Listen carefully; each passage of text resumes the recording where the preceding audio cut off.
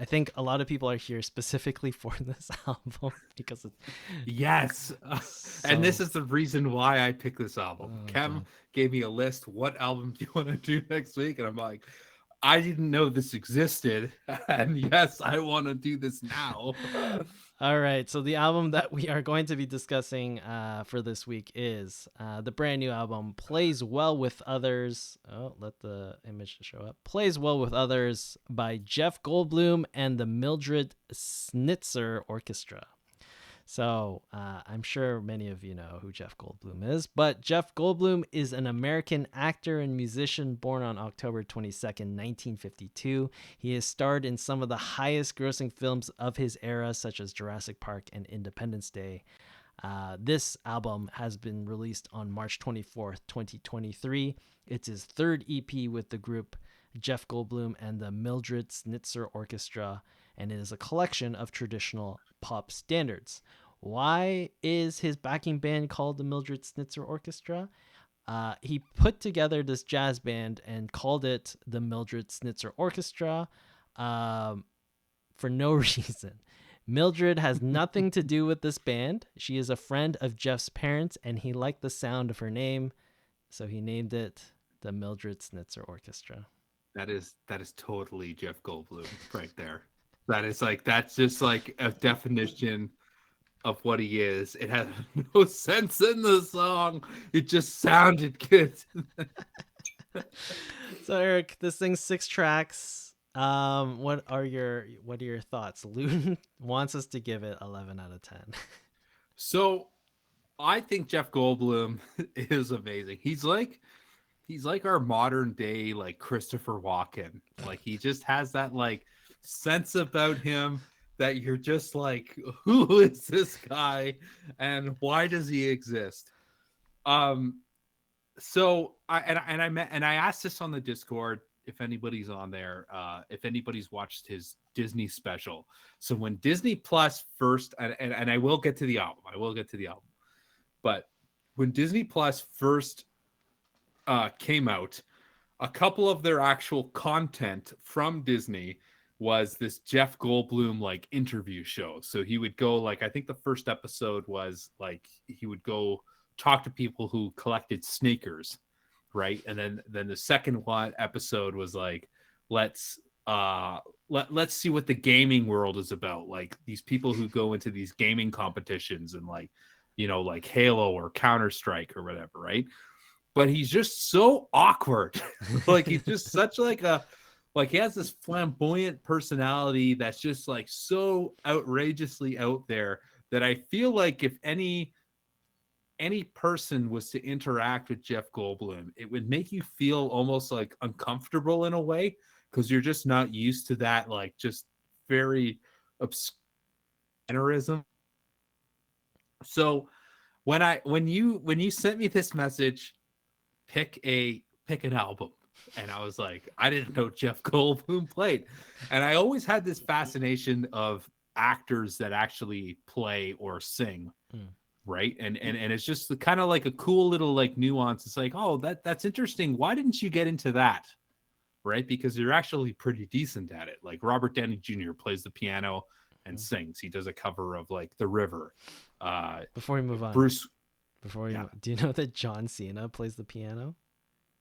John Cena plays. See, Apparently, that apparently, blows my mind. apparently, part of his like or like his daily routine outside of going to the gym, every morning he plays the piano to keep up his like brain function. I could totally It's see that part with of his John like Cena. health regimen to play the piano. Really? Yeah. You know what? John Cena is one of my idols. Anyway, but that's amazing. So let me grab another beer here. So when I found out like Jeff Goldblum played the piano, I'm like, I need to know everything about this. And I was hoping that it would be more, but it was like a little tease with the 6-song album. And when I heard it, I was not expecting this. I was not expecting this at all. Mm. I when I turned on the song, the Baptist or a Baptist beat, I was like, wow, his band is actually like the band that he's playing with is really good. Mm-hmm. And I feel like I was really listening to the piano because I was like, what instrument does Jeff Goldblum play? And it's the piano. And you don't really get a lot of the piano. Like you get little nuances there, which I felt like were pretty good. Like, and they're very like jazzy, different time signatures, which is impressive, right? Oh Most shit! jazz musicians are, sorry. I thought that was exploding. Oh yeah, it's exploding a little bit. Oh Shit. shit! um, sorry, hang on a second. So you get these different like time signatures and stuff, like typical jazz music, right?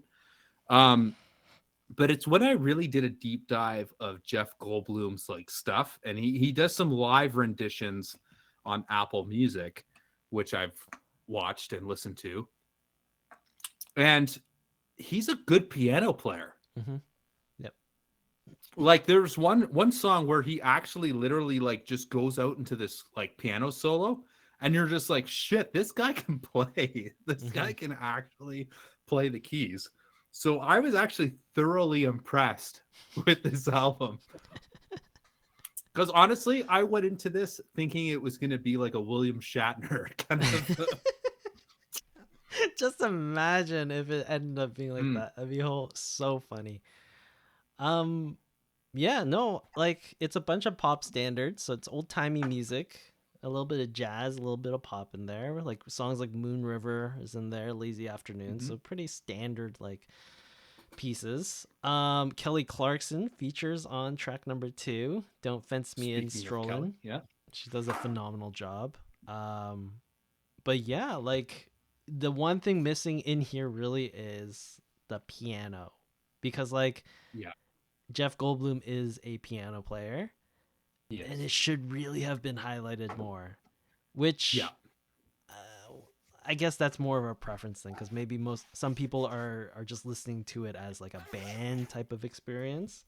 But if you're gonna put your name on it, I feel like you need to stand out, like, you know. And that's what I felt too. Like I felt like there should have been more of a Jeff Goldblum. Yeah. But from everything that I watched, because obviously I did like a little bit of a crazy like stalker like fascination with Jeff Goldblum and his music. I was literally like, well, I want to see what it's like. And he's got the mannerisms of a front man. Yeah. Like you have to say that when he's playing live, you're just like, man, he's literally like, you can tell he's there digging the music. Like it's not actor Jeff Goldblum. This is a totally different Jeff Goldblum that we're seeing. And I feel like he wanted to focus more on the music. So that's why I'm cutting him a little bit of slack, but you're right. Like he is a piano player and he can play, but this doesn't show what he can do on the keys. Yeah. Yeah, for sure. Yeah, overall, like it was, I would say it's an enjoyable album, right? Like there's nothing wrong with it. It was just like nice listening.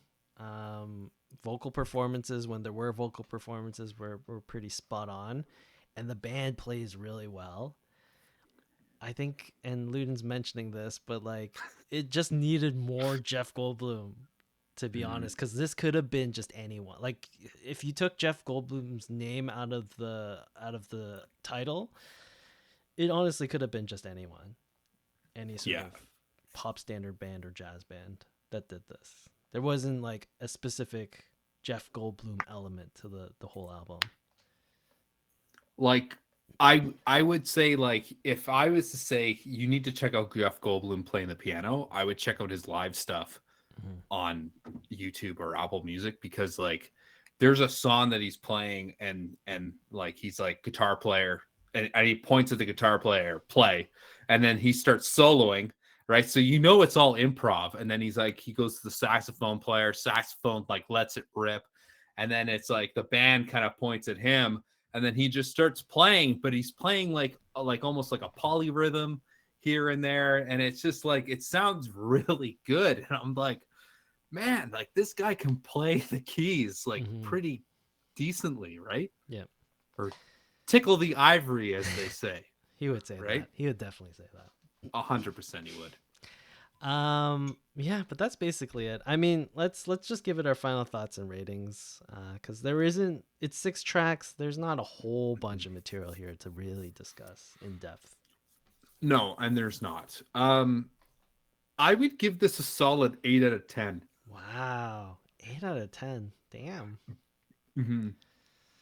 Yeah, like I'm sort of with you. For me, I would give it 7 out of 10. There's nothing. It's a fun album to sort of just put in the background, but there isn't like there isn't a defining part of this album that really makes it special. It's just sort of a pop standard album with some really good singers on it, and not enough Jeff Goldblum at the end of the day. So like, there's not much to criticize, but there's also not a lot to really say like this is great. Yeah. So yeah, sorry, Luden. No 11 out of 10 on this one. But close. Yeah. All right, cool. So that was our discussion on Jeff Goldblum and the Mildred Snitzer Orchestra and the brand new EP Plays Well with Others. For those of you following along with us every single week, the album for next time will be the brand new album, The Other One by Baby Metal. Yes. It's going to be so funny. I haven't actually listened to this whole thing yet, but this is gonna be so funny listening to Baby Metal. This will definitely might be my first time listening to a full album of this. So we'll see how that goes. I just love the transition between Jeff Goldblum to Baby Metal. Yeah, this will be interesting at the very least. All right, let's wrap this up. Oh my god, I still need to fix this screen. You can't see anything, so I am going to. It's gonna get weird. Yes, you're right, Luton.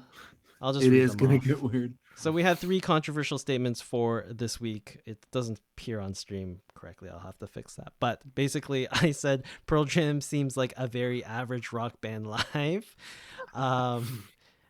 Eric said Kiss. There's nothing special going on there. And Eric, you did say something to the effect of Adele is the pop version of Jack Johnson. Yeah. So 3. Okay. Yeah. Amazing. All right. Ben is back because we dissed Pearl Jam too much. Anyways, that was the Crossroads Music Podcast episode for this week. We're here live at twitch.tv/the Crossroads Music Podcast. We'll be back here next Wednesday. We are on our Wednesday schedule for now, 10 p.m. ET, 7 p.m. PT. That's about it. Thanks everyone for tuning in. Thanks chat for coming and yelling at us and correcting us where we're wrong. Eric, any closing thoughts, words of wisdom before we wrap this all up? No, come on the Discord. We're having a lot of fun talking there. I'm trying to be more active on that, so come join us. Yeah. All right, perfect. So that's it for this week. We will see you all next time. Peace.